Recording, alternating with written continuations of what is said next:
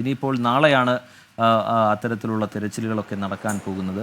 അതിനുവേണ്ടി കൂടുതൽ ദൗത്യ സംഘങ്ങളെ ഉപയോഗിച്ചുകൊണ്ട് ആ മേഖലയിലേക്ക് കടന്നു ചെന്നുകൊണ്ട് അവിടെ തെരച്ചിൽ നടത്തുക, ആരെങ്കിലും എവിടെയെങ്കിലും കുടുങ്ങിക്കിടക്കുന്നുണ്ടോ എന്നുള്ള കാര്യം തിരയുക. നാളത്തെ ദൗത്യം അതിലാണ് നാളത്തെ ദൗത്യം ഫോക്കസ് ചെയ്യുക. പ്രത്യേക ഡോഗ് സ്ക്വാഡിനെ അടക്കം ഉപയോഗപ്പെടുത്തിക്കൊണ്ടുള്ള തെരച്ചിൽ നാളെ നടത്താനുള്ള തീരുമാനമാണ് ഉണ്ടാകുന്നത്. കൂടുതലായി എന്തെങ്കിലും സാങ്കേതിക സംവിധാനങ്ങൾക്കപ്പുറത്തേക്ക് മനുഷ്യവിഭവശേഷി അതാണ് കൂടുതലായി വേണ്ടത്. ദൗത്യസംഘത്തിലേക്ക് കൂടുതൽ ആളുകളെ ഉൾപ്പെടുത്തുകയാണ് വേണ്ടത് എന്ന് നേരത്തെ ഒരു രക്ഷാ ദൗത്യത്തിൽപ്പെട്ടൊരു അംഗം പറയുന്നുണ്ടായിരുന്നു. കൂടുതൽ സംവിധാനങ്ങൾ നാളെ അവിടേക്ക് ആ തെരച്ചിലിൻ്റെ ഭാഗമായി എത്തും എന്ന് നമ്മൾ കരുതുന്നുണ്ട്. വിജയകുമാർ കൂടി നമുക്കൊപ്പം ചേരുന്നുണ്ട് വിവരങ്ങളുമായി. വിജയകുമാർ, പുതിയ വിവരങ്ങളുണ്ടോ? വിജയകുമാർ,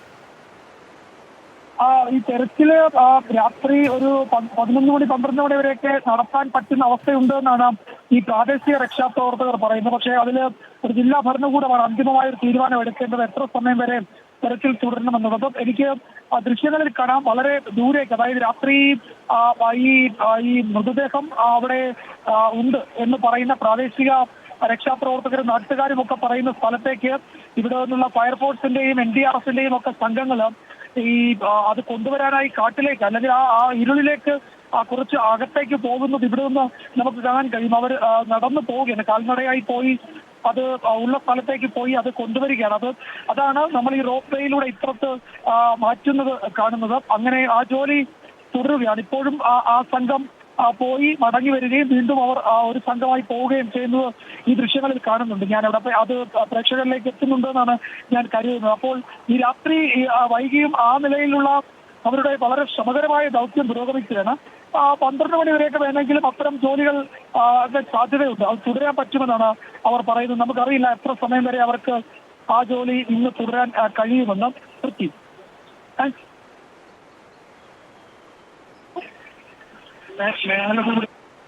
എസ് വിജയകുമാറാണ് ചൂരൽമല നിന്ന് വിവരങ്ങൾ നൽകിക്കൊണ്ടിരിക്കുന്നത്. എന്തായാലും മുണ്ടക്കയിൽ നിന്ന് 800ഓളം പേരെ രക്ഷിക്കാൻ കഴിഞ്ഞു എന്നത് വലിയ നേട്ടമാണ്. ഇന്നത്തെ ദിവസത്തെ സംബന്ധിച്ച് രക്ഷാദൗത്യം വിജയകരമായി തന്നെ ആ രൂപത്തിൽ ഇന്ന് പൂർത്തീകരിക്കാൻ കഴിഞ്ഞിട്ടുണ്ട്. 800ഓളം പേരെയാണ് അവിടെ നിന്ന് രക്ഷപ്പെടുത്തി മറുകരയിലേക്ക് എത്തിക്കാൻ കഴിഞ്ഞത്. 22ഓളം മൃതദേഹങ്ങളാണ് അവിടെ കണ്ടെത്തിയത്. അതിൽ 5ഓളം മൃതദേഹങ്ങൾ കൂടി എത്തിച്ചു കഴിഞ്ഞാൽ ഇന്നത്തെ ദൗത്യം രാത്രിയിൽ അവസാനിപ്പിക്കുമെന്നാണ് അറിയാൻ കഴിയുന്നത്. നാളെ ഈ പറയുന്ന മേഖലകളിലേക്കൊക്കെ വിശദമായ തെരച്ചിലിലേക്ക് പിന്നീട് ദൗത്യസംഘം കടക്കും. യന്ത്രസാമഗ്രികൾ ഉപയോഗിച്ചുള്ള തെരച്ചിലിനേക്കാൾ കാര്യക്ഷമമാക്കുക, കൂടുതൽ മനുഷ്യ വിഭവശേഷി ഉപയോഗിച്ചുകൊണ്ടുള്ള തെരച്ചിലായിരിക്കും. കെട്ടിടങ്ങൾ തകർന്നു കിടപ്പുണ്ട്, അതുപോലെ തന്നെ പാറക്കൂട്ടങ്ങൾക്കിടയിൽ ആരെങ്കിലും പെട്ടിട്ടുണ്ടോ എന്നതൊക്കെ നാളെ നടക്കുന്ന വിശദമായ പരിശോധനയിലെ കണ്ടെത്താൻ കഴിയുകയുള്ളൂ. ഇന്ന് എന്തായാലും ഇതുവരെ ശുഭകരമായ ഒരു കാര്യമെന്ന് പറയുന്നത് ഉച്ചവരെ പിടിതരാതെയിരുന്ന ഈ വലിയ വെല്ലുവിളിയായിരുന്ന മുണ്ടക്കയിലേക്ക് രക്ഷാപ്രവർത്തകർക്ക് എത്താൻ കഴിഞ്ഞതും 800ഓളം പേരെ അവിടെ നിന്ന് രക്ഷപ്പെടുത്തിയെടുക്കാൻ കഴിയുകയും ചെയ്തതാണ്. കൂടാതെ ഈ വിംസ് ഹോസ്പിറ്റലിൽ നിന്നുള്ള വിവരങ്ങളും നല്ല സൂചനയാണ് നൽകുന്നത്. ഏതാനും മണിക്കൂറുകളായി ഇപ്പോൾ അവിടേക്ക് പരിക്കേറ്റവരെയൊന്നും എത്തിക്കുന്നില്ല. 132ഓളം പേരാണ് അവിടെ ചികിത്സയിൽ കഴിയുന്നത്. അതിൽ 9 പേരാണ് ICUവിലുള്ളത്. 3 പേരുടെ നിലയാണ് ഗുരുതരം. ഒരു കുട്ടിയുടെ നില മോശമായിരുന്നു. അതിൻ്റെ അടിസ്ഥാനത്തിൽ കോഴിക്കോട് മെഡിക്കൽ കോളേജിലേക്ക് അവരെ കുട്ടിയെ മാറ്റിയിരുന്നു. പിന്നെ ഗുരുതരമായ പരിക്കുള്ളവരുടെ എണ്ണവും കുറവാണ്. മാത്രമല്ല പോസ്റ്റ്മോർട്ടം നടപടികളും പുരോഗമിക്കുന്നുണ്ട്.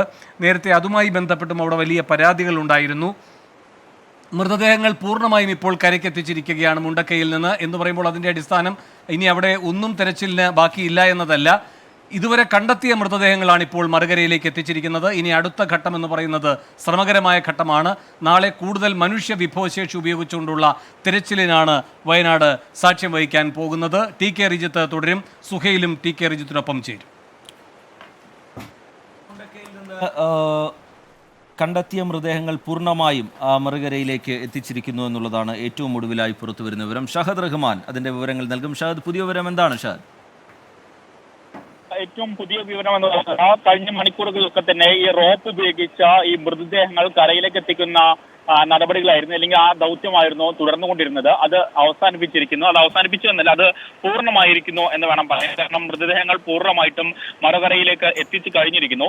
അല്പസമയം മുമ്പ് നമ്മൾ ഇവിടെ ഇപ്പോൾ ഈ രക്ഷാദൗത്യത്തിന് നേതൃത്വം നൽകുന്ന ഫയർഫോഴ്സ് കോഴിക്കോട് റീജിയണൽ മേധാവിയോട് ഇതുമായി ബന്ധപ്പെട്ട് സംസാരിച്ചപ്പോൾ അദ്ദേഹം പറഞ്ഞിട്ടുണ്ടായിരുന്നത് പ്രധാനമായിട്ടും ഈ മൃതദേഹങ്ങൾ പൂർണ്ണമായിട്ടും കരയിലേക്ക് എത്തിച്ചു കഴിഞ്ഞാൽ ഇന്നത്തെ രക്ഷാദൗത്യം അവസാനിപ്പിക്കും എന്നുള്ളൊരു കാര്യമായിരുന്നു. അപ്പോൾ ഒരു പക്ഷേ ഇപ്പോൾ ആ ഒരു നടപടികളിലേക്ക് മറുകരയിലേക്ക് ഇവിടെയുള്ള ഈ സേനാ അംഗങ്ങൾ കടക്കുന്നതായിട്ടാണ് നമുക്ക് മനസ്സിലാക്കാൻ സാധിക്കുന്നത്. കാരണം മറുകരയിലുള്ള ഈ ഉദ്യോഗസ്ഥർ, ഈ കേരള ഫയർഫോഴ്സിന്റെ ഉദ്യോഗസ്ഥരും അതുപോലെ തന്നെ മറ്റ് സേനാ അംഗങ്ങളൊക്കെ തന്നെ മറുകരയിലേക്ക് വരാനുള്ള നടപടിക്രമങ്ങൾ ആരംഭിച്ചിരിക്കുന്നു. ഇപ്പോൾ നിലവിൽ സ്ട്രക്ചറും കാര്യങ്ങളൊക്കെ തന്നെ കഴുകി വൃത്തിയാക്കി അവർ മറുകരയിലേക്ക് വരാനുള്ള നടപടികൾ ആരംഭിച്ചിരിക്കുന്നു എന്നുള്ളതാണ് ഏറ്റവും പുതിയ വിവരം. അപ്പോൾ അല്പസമയത്തിനകം ഈ രക്ഷാദൗത്യം, ഇന്നത്തെ ഈ ദൗത്യം ഇവിടെ അവസാനിപ്പിക്കാനുള്ള ഒരു സാധ്യതയാണ് നമ്മൾ കാണുന്നത്. നാളെ അതിരാവിലെ തന്നെ ഈ പ്രവർത്തനങ്ങൾ തുടരാനാണ് തീരുമാനിച്ചിട്ടുള്ളത്. അതിന് കൃത്യമായിട്ടുള്ള ഒരു പ്ലാൻ ഇതിനോടകം തന്നെ ഈ ഫയർഫോഴ്സും അതുപോലെ തന്നെ മറ്റ് സേനാ അംഗങ്ങളും തന്നെ തയ്യാറാക്കിയിട്ടുണ്ട്. നാളെ കൂടുതൽ സേനാ അംഗങ്ങൾ, അതായത് വിവിധ വകുപ്പുകളിലെ, അതായത് എല്ലാ വകുപ്പുകളും കൂടി ചേർന്ന് ഏകോപിപ്പിച്ചുകൊണ്ടാണ് നിലവിൽ ഇപ്പോൾ ഇവിടുത്തെ രക്ഷാപ്രവർത്തനം നടത്തുന്നത്. അപ്പോൾ നാളെ കൂടുതൽ ഇത്തരത്തിൽ ഉദ്യോഗസ്ഥരെ അല്ലെങ്കിൽ ഈ സേനാ അംഗങ്ങളെ ഇവിടേക്ക് എത്തിക്കുകയും തുടർന്ന് ഇവിടെ മനുഷ്യ സഹജമായിട്ടുള്ള എല്ലാ തരത്തിലുള്ള തിരച്ചിൽ നടത്താനാണ് ഇപ്പോൾ തീരുമാനിച്ചിട്ടുള്ളത് എന്നുള്ളതാണ് ഇപ്പോൾ ഫയർഫോഴ്സിന്റെ നിലവിൽ ഇവിടെ ചുമതല വഹിക്കുന്ന ഉദ്യോഗസ്ഥരാണ്. ഷാദ് പറഞ്ഞതനുസരിച്ചാണെങ്കിൽ ഈ മുണ്ടക്കൈ കേന്ദ്രീകരിച്ചുള്ള ഇന്നത്തെ രക്ഷാപ്രവർത്തനം അവസാനിച്ചിരിക്കുന്നു എന്നല്ലേ മനസ്സിലാക്കേണ്ടത്. ഒപ്പം ഇപ്പോൾ ഇന്ന് വരുന്ന ഏറ്റവും ആശ്വാസകരമായ വാർത്ത, 13 മണിക്കൂറോളം പിടിതരാതെ അങ്ങേയറ്റം സ്റ്റാൻഡേർഡ് ആയിരുന്ന മുണ്ടക്കൈയിൽ 13 മണിക്കൂറിന് ശേഷം റെസ്ക്യൂ നടത്തി 800 പേരെ ജീവനോടെ തിരിച്ചെത്തിച്ചിരിക്കുന്നു, ആവശ്യമുള്ളവർക്ക് ചികിത്സ കൊടുത്തിരിക്കുന്നു എന്ന വാർത്ത വരുമ്പോൾ തന്നെ ഈ രക്ഷപ്പെട്ടവരിൽ നിന്നടക്കം എത്ര പേർ അവിടെ ഇനിയും കണ്ടുകിട്ടാനുണ്ട്, അല്ലെങ്കിൽ അവർക്ക് വേണ്ടപ്പെട്ടവരെ കുറിച്ച് ഇനിയും വിവരം കിട്ടാനുണ്ടെന്നടക്കമുള്ള വിവരങ്ങൾ ഈ ഘട്ടത്തിൽ വരുന്നുണ്ടോ ഷഹദ്? തീർച്ചയായും സുഹൈൽ, റജിത്ത്, കാരണം ഇനിയുള്ള മണിക്കൂറുകളിൽ പ്രധാനമായിട്ടും അത്തരത്തിലുള്ള ആകുലതകളും അല്ലെങ്കിൽ അത്തരത്തിലുള്ള തിരച്ചിലുകളിലേക്കുമാണ് കടക്കുക. കാരണം കുറെ അധികം ആളുകളെ ഇപ്പോൾ കാണാനില്ല എന്ന തരത്തിൽ കൂടുതൽ ആളുകൾ ഈ മേഖലയിലേക്ക് അന്വേഷിച്ചും അതുപോലെ തന്നെ ജില്ലാ ഭരണകൂടത്തിന്റെയും വിവിധ മാധ്യമ സ്ഥാപനങ്ങളെയും ഒക്കെ തന്നെ ബന്ധപ്പെടുന്നുണ്ട്. അപ്പോൾ ഈ കാണാതായ ആളുകളെ തിരച്ചിൽ നടത്തുക എന്നുള്ളതിനാണ് ഇനി പ്രധാന പരിഗണന നൽകുക. നാളെ അത്തരത്തിലുള്ള രക്ഷാ ദൗത്യമാണ് പ്രധാനമായിട്ടും ഇപ്പോൾ ഈ സേനാ അംഗങ്ങൾ തീരുമാനിച്ചിട്ടുള്ളത്. അല്പസമയം മുമ്പ് നമ്മൾ ഈ ഉദ്യോഗസ്ഥരുമായി സംസാരിച്ചപ്പോൾ അദ്ദേഹം അത് പറയുകയും ചെയ്തിട്ടുണ്ട്. കാരണം പ്രധാനമായിട്ടും നാളത്തെ തീരുമാനം എന്ന് പറയുന്നത് ഈ കാണാതായിട്ടുള്ള ആളുകളെ കണ്ടുപിടിക്കുക എന്നുള്ളതാണ്. അത് ഈ കെട്ടിടങ്ങളിലും അതുപോലെ തന്നെ ഈ പാറക്കെട്ടുകൾക്കുള്ളിലും ഒക്കെ തന്നെ ഈ കുടുങ്ങിക്കിടക്കുന്ന ആളുകളെ തിരയുക എന്നുള്ളതാണ്. അത് ഏറെ ശ്രമകരമായിട്ടുള്ള ഒരു കാര്യമാണ്. അത് എളുപ്പത്തിൽ നടക്കുന്ന ഒരു കാര്യമല്ല. കാരണം വലിയ രീതിയിലാണ് മണ്ണ് ഈ മേഖലയിൽ അടഞ്ഞുകൂടിയിട്ടുള്ളത്. മാത്രമല്ല പുഴ ഗതിമാറി ഒഴുകിയത് കൊണ്ട് തന്നെ ഇപ്പോൾ മറ്റൊരു പുഴ ഇവിടെ രൂപപ്പെട്ടിരിക്കുകയാണ്. അപ്പോൾ ഇതിന്റെ ഉള്ളിലൊക്കെ ആരെങ്കിലും കുടുങ്ങിക്കിടക്കുന്നുണ്ടെങ്കിൽ അത്തരം ആളുകളെ കണ്ടെത്തുക എന്നുള്ളത് എളുപ്പമായിട്ടുള്ള ഒരു കാര്യമല്ല. ഏറെ ശ്രമകരവും ഒപ്പം തന്നെ വെല്ലുവിളിയും നിറഞ്ഞിട്ടുള്ള കാര്യമാണ്. അപ്പോൾ ആ ഒരു പ്രവർത്തനങ്ങളിലേക്കായിരിക്കും നാളെ ഇവർ കടക്കുക. നാളെ അതിരാവിലെ തന്നെ ഈ രക്ഷാപ്രവർത്തനം ആരംഭിക്കും എന്നുള്ളതാണ് അല്പസമയം മുമ്പ് നമ്മൾ ഈ ഫയർഫോഴ്സ് ഉദ്യോഗസ്ഥനുമായി സംസാരിക്കുമ്പോൾ അദ്ദേഹം പറയുകയും ചെയ്തിട്ടുള്ളത്. നിലവിൽ ഇപ്പോൾ സുഹൈൽ സൂചിപ്പിച്ചതുപോലെ തന്നെ ഇന്നത്തെ ഏറെ ആശ്വാസം നിറഞ്ഞ ഒരു കാര്യം എന്ന് പറയുന്നത് 800ഓളം ആളുകളെ ജീവനോടെ കാര്യമായിട്ട് പരിക്കുകളൊന്നും തന്നെ ഇല്ലാതെ കൃത്യമായിട്ട് അവരെ ഈ ദുരിതാശ്വാസ ക്യാമ്പുകളിലേക്കും അതുപോലെ തന്നെ ആശുപത്രികളിലേക്കും മാറ്റാനായി എന്നുള്ളത് ഏറ്റവും വലിയൊരു കാര്യമാണ്. ഈ വേദന ഒരുപാട് നമുക്ക് സമ്മാനിക്കുന്നുണ്ടെങ്കിലും അല്ലെങ്കിൽ മരണങ്ങൾ കുറെ അധികം വർദ്ധിക്കുന്നുണ്ടെങ്കിലും അതിനുള്ളിൽ നേരിയൊരു ആശ്വാസം എന്ന് പറയുന്നത് ഇതാണ്. കാരണം കുറെ അധികം ആളുകളെ നമുക്ക് യാതൊരു പരിക്കും കൂടാതെ മറുകരയിലേക്ക് എത്തിക്കാൻ സാധിച്ചു എന്നുള്ളത് ഏറെ ആശ്വാസം നിറഞ്ഞിട്ടുള്ള കാര്യമാണ്. അത് അല്പം മുമ്പ് ആ ഉദ്യോഗസ്ഥൻ വ്യക്തമാക്കുകയും ചെയ്തു. ഏകദേശം 800 ആളുകളെയാണ് ഇത്തരത്തിൽ മറുകരയിൽ എത്തിച്ചിട്ടുള്ളത്. സമാനമായ രീതിയിൽ റോപ്പ് ഉപയോഗിച്ചും കുറെ അധികം ആളുകളെ ഇത്തരത്തിൽ മറുകരയിലേക്ക് എത്തിച്ചു. കൂടാതെ അടിയന്തരമായിട്ട് വൈദ്യസഹായം ആവശ്യമുള്ള ആളുകൾക്കായിരുന്നു ഹെലികോപ്റ്റർ വന്നിട്ടുണ്ടായിരുന്നത്. അത്തരത്തിൽ ഹെലികോപ്റ്ററേയും അടിയന്തരമായിട്ട് വൈദ്യസഹായം വേണ്ട ആളുകളെ പരമാവധി വേഗത്തിൽ ആശുപത്രികളിൽ എത്തിക്കാനും സാധിച്ചു എന്നുള്ളതാണ് ഏറ്റവും പ്രധാനപ്പെട്ട അല്ലെങ്കിൽ ആശ്വാസം നിറഞ്ഞ ഒരു വാർത്ത എന്നുള്ളതാണ്. എന്തായാലും നിലവിൽ ഇപ്പോൾ നമുക്ക് മനസ്സിലാക്കാൻ സാധിക്കുന്നത് ഇന്നത്തെ ഈ പ്രവർത്തനം ഏകദേശം ഇവിടെ പൂർണ്ണമാകുന്നു എന്നുള്ളതാണ്. ഒരു നിമിഷം ഞാൻ ഒന്ന് ഫയർഫോഴ്സ് ഉദ്യോഗസ്ഥനുമായി ഒന്ന് സംസാരിക്കട്ടെ. ശരി, ഷഹദ് റഹ്മാൻ ഏറ്റവും പുതിയ വിവരങ്ങൾ പങ്കുവെച്ചുകൊണ്ടിരിക്കുകയായിരുന്നു. ഷഹദ് പങ്കുവച്ച വിവരപ്രകാരം മുണ്ടക്കയിലെ ഇന്നത്തെ രക്ഷാദൗത്യം അതതിൻ്റെ അന്തിമഘട്ടത്തിൽ എത്തി നിൽക്കുന്നു എന്നുള്ളതാണ്. അവിടെ ഏതാണ്ട് 22ഓളം മൃതദേഹങ്ങൾ കണ്ടു എന്നുള്ളതായിരുന്നു നേരത്തെ പുറത്തു വന്ന വിവരം. അത് പ്രതികരണങ്ങളിൽ നിന്ന് പ്രാദേശിക രക്ഷാപ്രവർത്തകരിൽ നിന്നൊക്കെ നമ്മൾ നേരത്തെ കേട്ടിരുന്നതാണ്. ഇപ്പോൾ ആ 22 മൃതദേഹങ്ങളും മറുകരയിലേക്ക് എത്തിച്ചിരിക്കുന്നു എന്നുള്ളത് നിസ്സാരമായ കാര്യമല്ല. അതിസാഹസികമായ ഒരു രക്ഷാദൗത്യം കഴിഞ്ഞ മണിക്കൂറുകളിൽ നമ്മൾ അവിടെ കണ്ടു. മുണ്ടക്കയിൽ നിന്ന് ഏതാണ്ട് 800നും 1000നും ഇടയിൽ, അത് കൃത്യമായ കണക്കല്ല, 800ന് മുകളിൽ എന്തായാലും അതുണ്ട് എന്നുള്ള കാര്യം ഉറപ്പാണ്. ഇങ്ങനെ ഒരു ദുരന്തം നടന്ന ഇടത്ത് നിന്ന് ഇത്രയും വെല്ലുവിളികളെ അതിജീവിച്ച് 800-ലധികം പേരെ സുരക്ഷിതമായി മറുകരയിൽ എത്തിക്കുക, അതിന് പല സംവിധാനങ്ങളും ഉപയോഗപ്പെടുത്തുക. ആദ്യം അതൊരു റോപ്പ് ഉപയോഗിച്ച ഉള്ള രക്ഷാദൗത്യം നമ്മൾ കണ്ടു. പിന്നീട് താൽക്കാലിക പാലം നിർമ്മിച്ചുള്ള നടപടികൾ നമ്മൾ കണ്ടു. അതൊരു അതിസാഹസികം എന്ന് മാത്രം വിശേഷിപ്പിക്കാവുന്ന ദൗത്യമായിരുന്നു. ആ തരത്തിൽ നോക്കുകയാണെങ്കിൽ വലിയ രീതിയിൽ ആ ദൗത്യം വിജയം കണ്ടു എന്ന് നമുക്ക് പറയേണ്ടി വരും. അവരെ പിന്നീട് ക്യാമ്പുകളിലേക്ക്, ആശുപത്രികളിലേക്കൊക്കെ മാറ്റുന്ന കാഴ്ച നമ്മൾ കണ്ടു. അതിൽ ചിലർക്ക് പരിക്കേറ്റിട്ടുണ്ട്. അവർക്കാവശ്യമായ ചികിത്സ, അത് സംബന്ധിച്ചുള്ള സൗകര്യങ്ങളൊക്കെ ഒരുക്കി നൽകുന്നത് കണ്ടു. മറ്റുള്ളവരെ, വലിയ പരിക്കുകളില്ലാത്ത ആളുകളെ ക്യാമ്പുകളിലേക്ക് മാറ്റുന്നത് കണ്ടു.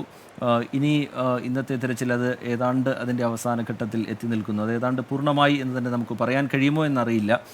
എങ്കിലും ഇന്ന് ആദ്യം നമ്മൾ സുരക്ഷിതരായി കണ്ടെത്തിയ ആളുകളെ, കണ്ടെത്തിയ മൃതദേഹങ്ങളെ അത് മറുകരയിലേക്ക് എത്തിക്കുക എന്നുള്ളതായിരുന്നു ദൗത്യസംഘത്തിൻ്റെ ശ്രമം. അത് പൂർത്തിയാവുന്നു.